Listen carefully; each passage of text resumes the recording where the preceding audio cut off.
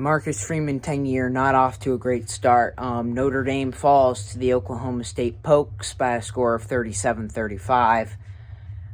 I'm mentally and physically drained from this one. Second loss of the season, and I'll admit when I'm wrong. Jake the Sports counted his chickens before they could hatch. Just a breakdown of tremendous proportions. And I'm not mad right now. I'm going to be mad in a minute because this is unacceptable. I know it's your first game as a college coach, but you've been with the team. You know what this means. And the way we lost. Okay, if we lost by 8 points and, Oklahoma State was winning the whole time and they played a better ball game, they're more prepared maybe, okay. But you can't blow the game like that. You cannot blow the game like that. You can't. You can't. And you did. That's exactly what you did. So Marcus Freeman, obviously, I'm still rooting for him. I mean, one loss isn't going to change my mind about the whole guy. But I mean, if you play like that against Oklahoma State, you're not going to beat Ohio State in the shoe. It's not happening. So you got to get your stuff together. Because you could be looking at 0-2 overall for your coaching tenure at Notre Dame if you don't beat Ohio State. And this was a win you needed to have. You needed to win this game. You needed to. And you didn't. And now we have to have this conversation when I could be watching other stuff and just chilling on a Saturday night. But that's not how it's going to be. That's not how it's going to be. So here we go. You want to talk about the game? Notre Dame really, offensively and even defensively, played really well in the first half. Like, there wasn't a lot I could complain about except the end, and we'll get to that. We'll get to the end of the second half in a second. But, there were one or two drives, and there were two drives in the first half where Oklahoma State just shredded through the Notre Dame defense with ease. Every other time was a 3-and-out, I'm pretty sure. It was really weird. They just had these, sparks where they could get, some offense going every so often. And Notre Dame, they kind of just did, they played bully ball. They did whatever they wanted. They didn't really have to try that hard on offense to get touchdowns, which was surprising. I really thought this was going to be a lower scoring game, but the offense is kind of dominated. For the most part. We'll talk about the Notre Dame second half offense in a little bit. So, yeah, in terms of Notre Dame overall in the first half, for the first, first 25 minutes was amazing. Amazing. It's fine. Obviously, you're going to give up some touchdowns here and there. As long as you're up by 14, that's fine. But here's where the first red flag went off for me about this ball game, and where I really started to get nervous. This is where I really started to get nervous. Okay, so Oklahoma State scores a touchdown. You're up 14, right? You're up 14. I think scores 28-14. Okay, that's fine. But you have the ball with about 1:16 to go, I want to say, and you have two timeouts, at least one timeout. I know at least one timeout was on there, maybe even three. I don't exactly remember, but point is that Notre Dame had time left, and they were past the 30-yard line of the Irish. So it was a bit of a ways to go, but a field goal, that's realistic. With the way your offense is playing, why not give it a shot, right? No. Terrible clock management, terrible time, it was a breakdown. I couldn't believe what I was seeing. They were running the ball up the middle, just said, no, we're going to give up on this half, and we're going to start over, instead of trying to get some positive momentum going into the second half, because guess what? Oklahoma State's receiving the ball. They're receiving the ball, guys. So if you get a field goal, you kind of put this game out of reach, or at least you feel like that, right? So, no, we don't do that. Of course we don't do that. What we do is run the ball up the middle 3 times, just let the clock expire when you probably could have gotten a field goal out of that. And guess what? That ended up costing us the game. That could have been the difference. That really could have been the difference. If we drive right down the field and make a field goal to put that game out of reach, that's going to mess with the Oklahoma State players mentally. And Notre Dame's going to be in a positive state heading in to the second half. We didn't do that, and I really think that cost us the game. I think that decision, that one decision, cost us the game. No matter what else happened, that cost us the game. Say what you want about momentum or anything, but you can't deny that if we went down and got a field goal there, guess what the score would be? 38-37. And that would be on Notre Dame, and we would win that. We would win the ball game if we got a field goal at the end of the second half. So I know Jack Cohn, he is plenty to blame for this, making terrible throws, looking like he's never seen a football in his life. But Marcus Freeman, I know it's your first time out here, but come on. Like, you can't, if you want to win a natty, be aggressive. Be aggressive. Be aggressive. You know that song? Take a page out of that book, because you should have been, and you weren't.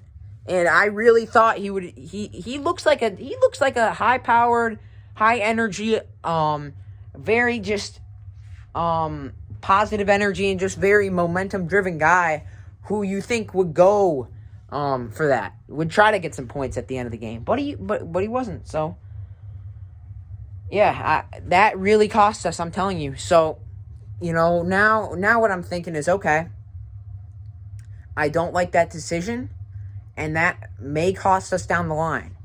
So that was my thought process. And you come out second half, Oklahoma State comes swinging with a touchdown. What do? Punt. What do they do? Punt. Okay, so you got to stop on defense. That's good. You're up 7. You need to get some points on the board. What do? Punt. What does Oklahoma State do? Touchdown. Now you got a tie ball game. Just like that. So I just, it's just the same stuff. We needed to win this game, and you didn't. You should have won this game. Listen, you guys can hold me accountable now, because what I was saying is that Notre Dame was playing a ton of hard teams whenever they matched up, whether that be the playoffs or New Year's Six games. I know we played a really good Ohio State game in the Fiesta Bowl or some kind of bowl, sugar. I don't remember what it was, back in like 2015, and we lost. But I just really felt like we never played a really good team, or we never played like a team that we could really beat, that I was confident in beating until now. So that's all thrown out the window. Now I got to listen to every fan in the country. Doesn't matter if they can make a bowl game. It doesn't matter if they can make a New Year's Six game or not. They're going to clown on us for not winning a New Year's Six game. And Kansas, along with Texas, along with, who else? Now, Oklahoma State, guess what? That was their first New Year's Six win. All those teams have to look and laugh at us. Because guess what? We haven't won. Guys, we haven't won anything. We haven't won anything. Really think about it. And what is something of note that we have won? The freaking Camping World Bowl? Get out of here. Come on. Be serious. It's nothing. So I'm going to lower my expectations for this team. I am now humbled, because I'm not going to talk about an Natty until we actually do something. I'm not talking about anything of that sort until we do something. I'm not picking Notre Dame to win a major bowl game until we do it. It's what you got to do. It's what you have to do. And I can go in depth with the game all I want. You go back to the game. Our offense couldn't do anything. And again, this has been a theme that's been all too often with the Irish all season. One of them is that Cone, he's not a big game guy. He can't come up big in the big games. Look at the Cincinnati game, worst of his career in my opinion, at Notre Dame at least. At least, maybe overall. He played awful. Awful. Yeah, that was horrendous, that game. And then now comes out and plays well in the first half, and you blew a lead. And he played putrid in the second half. You know, I hear all these commentators saying, oh yeah, Cone, you know, he always wanted to go to Notre Dame when he was a kid, committed to Notre Dame for lacrosse, all this and that. How come you can get a win for Wisconsin in a New Year's Six? You can't do it for Notre Dame. So there it is. There's your rage. I'm just tired. I'm done with Notre Dame this season.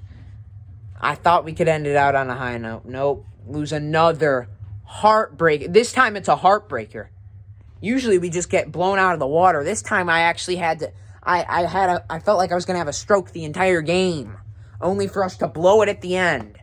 Congratulations, Irish. You lose again. Unbelievable. And then if Cone and the offense had so many opportunities at the end of that game to just score. Like, think about this. Give this a thought, okay? We had the ball at about the 25. Cone threw a horrible interception with about 4 to 5 minutes to go. If we just lined up and kicked a field goal, guess what? We would have won the ball game. Whoa, that's crazy. That's crazy.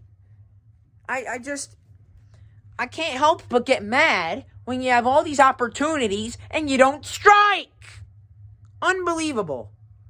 So Notre Dame blows it again in incredible fashion this time. Like I said, a meltdown, a breakdown, whatever you want to call, of epic proportions.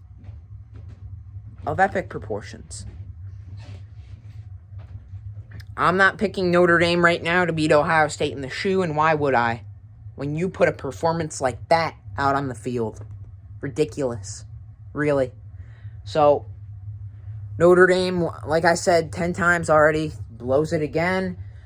I'm not picking them to win a major bowl game. I'm not winning them to win a conference championship game. If we get into one, I don't care if we're playing Miami in that, which by the way, Miami is one of the teams I hate the most in this country. I don't care who we're playing. I'm not picking them to win. I'm not picking Notre Dame to win any sort of major postseason game until we actually do something. Because this was the chance to have a clean slate. But shadows of Brian Kelly live on, and Notre Dame is still screwed for the moment. We are. I'm sorry. I know Marcus Freeman is getting... It really looks like this team is going in the right direction, and that's not changing after one game. But the way you lost this game, the way he coached in this game, and just a few signs are bringing up red flags. And all these people for Notre Dame wanting to talk about national championships, I don't think we can do that until we actually win something of note. So that's my take on it. Again, Marcus Freeman, I love the guy. I think he's going to rejuvenate this program personally, but I got to see it happen. And that was a critical game. And again, I know I'm being very harsh for a guy that is playing coaching in his first ever game, but this was one we needed to win for personal reasons, and we didn't. And it's a terrible loss. The way we lost and just the implications of this game that we needed to win and we didn't, it's not good. I don't know how you lose to Spencer Sanders. He has no arm. I'm sorry, he doesn't. I know he made a few nice throws, but besides that, we should have beaten him to the ground. We should have sent him home. And we didn't. So, that's about it, guys. Notre Dame, Marcus Freeman, I'll probably be talking about him in the offseason. I'll see. I don't know what the deal is with that, but it was such a bad loss. All right. Yeah. I'm running out of things to say here, but Notre Dame, I'm not picking you in anything relevant until you do something relevant. Peace out, Marcus Freeman, and you better get your stuff together come September 1st or 2nd, whenever the game is in the shoe against your alma mater. You got to be ready. That's all I got to say. Peace, guys. Jake the Sports. Come out with some Bills content. They're the last hope for football season once again. Notre Dame blows it, and I have nothing else to say. See ya.